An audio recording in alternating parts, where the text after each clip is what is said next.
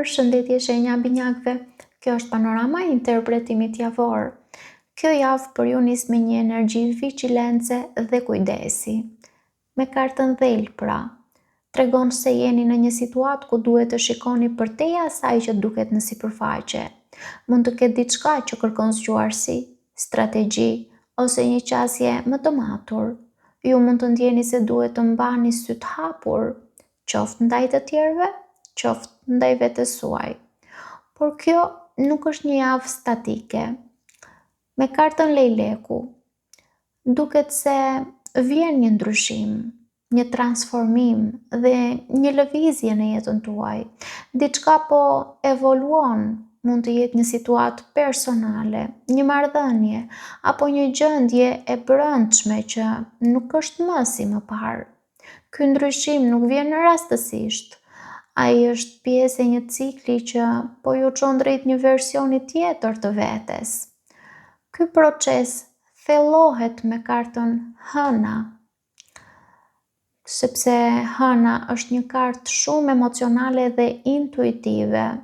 Ju mund të ndiheni më të ndjeshëm, më të lidhur me ndjenjat tuaja, por edhe më të prekur nga energjitë përreth. Ka një botë të brendshme që kërkon vëmendje, ëndrat, intuitat, ndjenjat që ndoshta nuk i keni shprehur plotësisht. Në mes të kësaj rrjedhe vjen karta e kryqit. Dhe kryqi nënkupton një peshë, një sfidë, një ndjenjë përgjegjësie ose dhimbjeje që nuk mund të shmanget. Kjo është një pikë ku ju mund të ndiheni të ngarkuar emocionalisht ose shpirtërisht. Nuk është një pengesë e rastësishme, është diçka që ka kuptim më të thellë, një mësim që kërkon të përjetohet. Kjo sfidë konkretizohet me kartën e malit. Mali nënkupton një blokadë, një vonesë, një pengesë që duket e fortë dhe e palëvizshme. Ju mund të ndiheni sikur diçka nuk po ecën, sikur rruga është e vështirë apo e ngadaltë. Por mali nuk është aty për t'ju ndalur përgjithmonë. Ai është aty për t'ju testuar durimin dhe këmbguljen.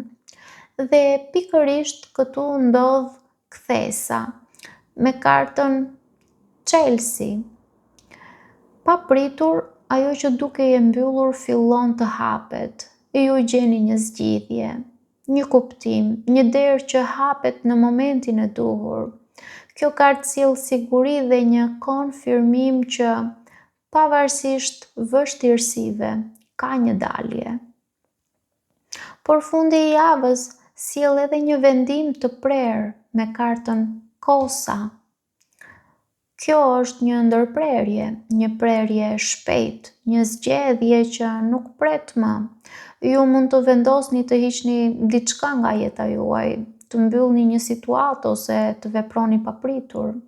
Kjo energji është shumë e fortë, por shpesh e nevojshme për të ecur përpara. Në Prism Oracle kemi lumturia. Edhe pse rruga e kësaj jave duket e ngarkuar me sfida, mesazhi përfundimtar është shumë i bukur. Lumturia nuk mungon. Ajo thjesht kërkon të çlirohet. Ndonjëherë, për të arritur te lumturia, duhet të kaloni përmes një të vërtete, përmes një pengese dhe përmes një vendimi të fortë.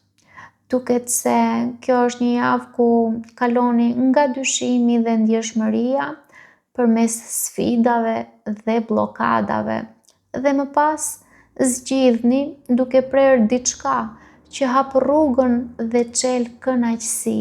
Në fund, ju nuk po humbisni, po çliroheni për të ndjerë më shumë lumturi.